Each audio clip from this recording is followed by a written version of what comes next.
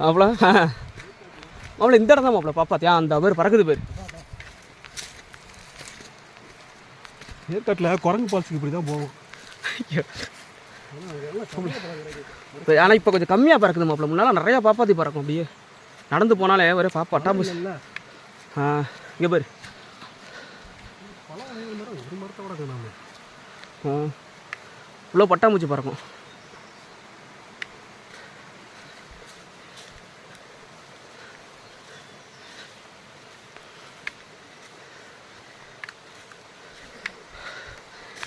அப்போ ஒரு இடத்துல பாறை மட்டும் இருக்காலும் எப்படி ஏறி வருவாங்கன்னு தெரியல. அதான் அந்த ஒரு இடம் மட்டும் கொஞ்சம் ஆடாக இருக்கும் மாப்பிள்ள. நான் வந்து ஒரு 20 வருஷம் 98 வந்தேன்.